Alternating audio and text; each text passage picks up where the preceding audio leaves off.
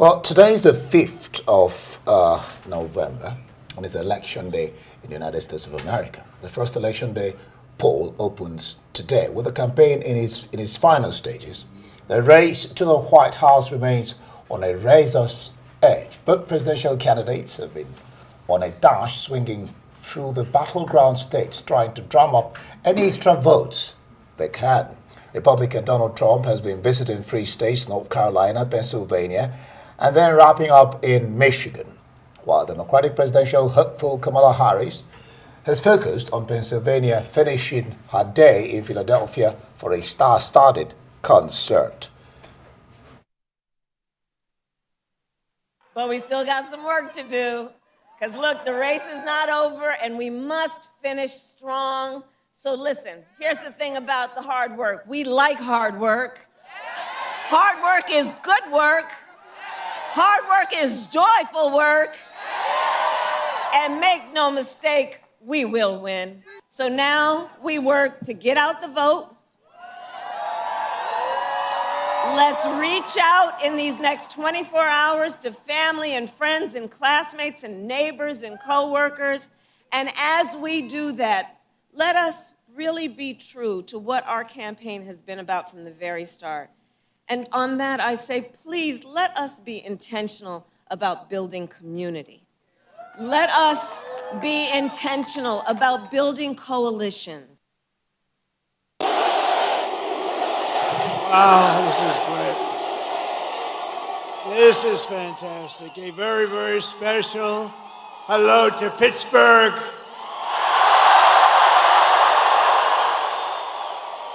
And Pennsylvania. I went to school in Pennsylvania. I know everything about Pennsylvania.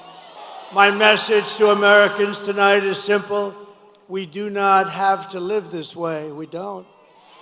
We don't. And we won't. We won't. We do not have to settle for weakness, incompetence, decline, and decay. With your vote tomorrow, we can fix every single problem our country faces and lead America, and indeed the whole world, to new heights of glory. When we win election, only one day, oh, does that sound nice? One day from now. Oh. We've been waiting for 4 years for this. 4 years. But I just thought, it's sad because we've been doing this for 9 years. We've had hundreds of rallies, hundreds. Actually, numbers that are not even conceivable. I've heard 800, 900, I don't know, but we don't even count them. And they're all like this. They're all these magnificent, magnificent rallies. And this is the last one I'm going to have here. And I have one left, a whole thing. And remember, the rallies are the most exciting thing. There'll never be rallies like this, He got mocked by the left for saying he would be a protector of women. He will be a protector of women, and it's why I'm voting for him. He will close the border. He will keep the boys out of girls' sports and where they don't belong. And you know what else? One more thing. He will look out for our boys, too. And for more on the U.S. elections, let's cross live to New York and speak with Arise News correspondent Rotimi Kadi. Rotimi, thanks for joining us. We've seen both Donald Trump, Kamala Harris on that last stretch to the U.S. election. They're saying it's a moment of reckoning for the United States. How has their last messaging resonated with voters, especially undecided voters in key states, Rotimi? Well, it's very, very critical for both of them to actually make their last statements in regards to, wooing those who are yet to decide on whether to go left or right. But I can tell you that in the last 24 hours, with that move so far, it is very clear that independent voters will make up their mind in a couple of hours from now because we're about at 1 o'clock, 1 a.m. in the morning. So the polls most likely are going to open about 7 a.m. in the morning. People will start trooping out to different polling stations to actually cast their votes. Donald Trump, on the other hand, knows that he has his work cut out for him, knowing full well that some of the swing states, most likely that may also be a repeat of what happened in 2020. Don't forget that he lost Georgia, he lost Pennsylvania to President Biden. He also lost Michigan, where he feel that he had a lot of some sort of support from the auto industry workers. But unfortunately, in 2020, he lost it. And from what we've seen so far, the polls actually is tilting towards the Democrats in a way that we've never seen before. So Donald Trump is making this rallying call to make sure that he turns those blue states to red states in a couple of hours from now. But it's a more or less like a dicey situation for both of them because we know that also on the Democratic side, if they sleep, in their campaign in the last hour, most likely they're going to see a red wave going into a typical blue states. Indeed, Rotimi, the world is waiting with bated breath to see who occupies the White House next, from Moscow to Ukraine to Israel, hey, to even Africa and Nigeria here. We're waiting to see who becomes the next president. But how soon can we know who that person is? And what does this day really bring for the Americans? America has to be one of the countries with the longest campaign periods before elections. It's about 2 years these campaigns have been on. Well, you made a very great point there. Well, the American election actually start like 2 years immediately after the midterm elections. Presidential candidates will start showing their interest in the presidential elections that will take place in like 2 years. So the likes of Donald Trump made his intentions known even way before after losing the elections in 2020. Now going back to your first question about how long are we going to see the elections come to an end, who they're going to declare winner. Most likely we're not going to see that in the next 24 hours or either 48 hours. Because they don't have a unitary system where you have one body that actually collates elections. We have states that actually do that, and some states are faster, some states are not. In states like Nevada, for instance, it said it's going to take an average of about 5 days before the result will start tripping in.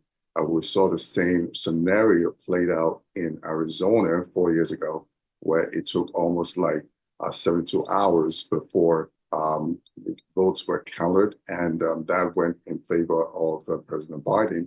So it's really, really critical at this time, and people can wait to see who is going to be the next president of the United States. But again, being the most advanced democracies in the world, a lot of people are wondering why, with all the technologies that is at its beck and call, why the United States cannot, expedite its election in 24 hours.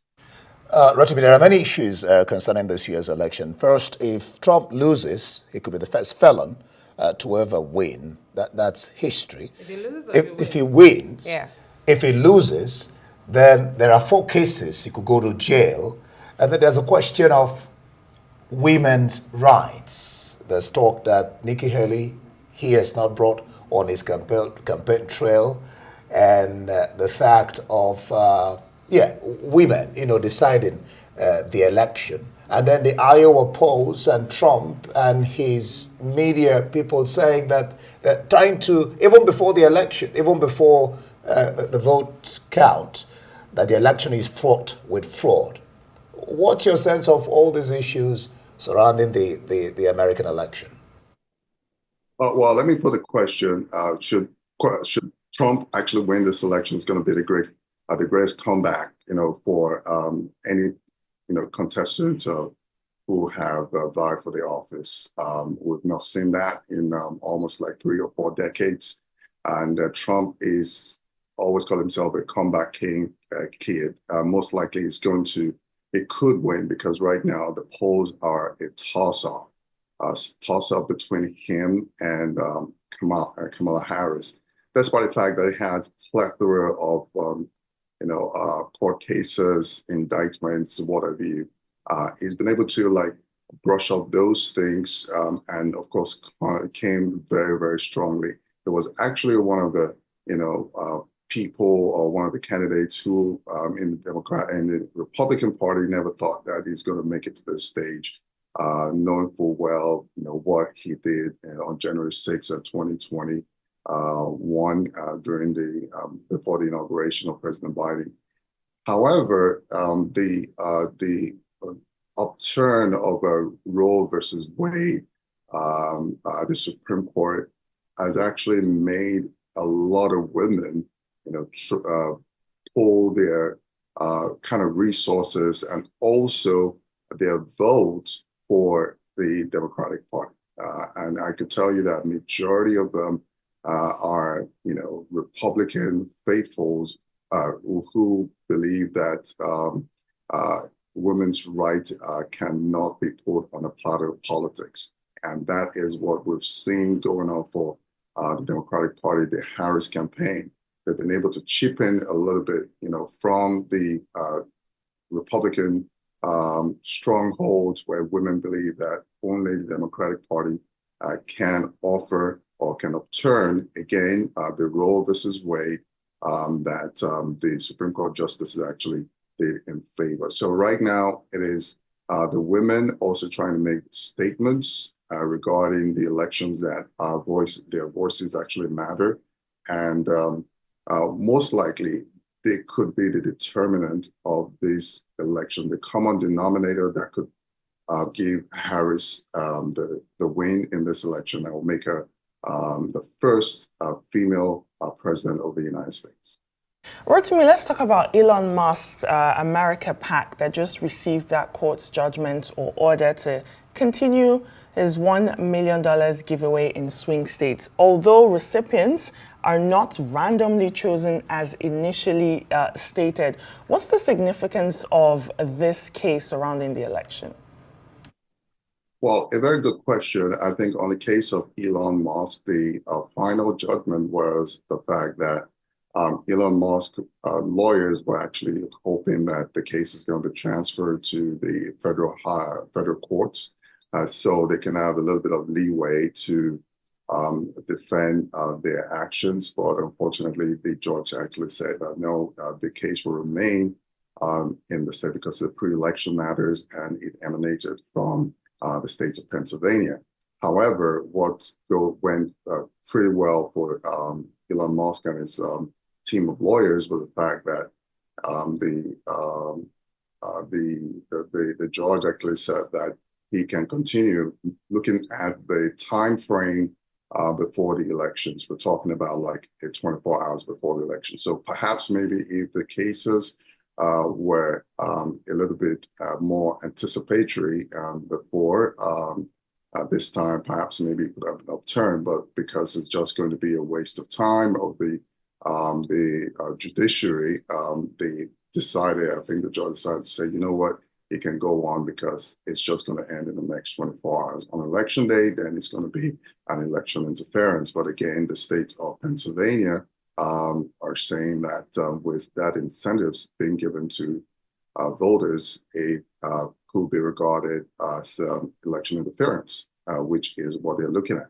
That also may have played a huge role in why Pennsylvania is now a toss-up between Harris and Trump, because a lot of people are now beginning to see the reason why they should vote for the Republican Party. And just as a way of updating our viewers around the world, voters have cast their first ballots in Dixville Notch the tiny New Hampshire township along the US-Canada border already as polls wait to open across the country in the US today. Thank you so much, Rotimi Kade from New York there, updating us on the US election. It's D-Day.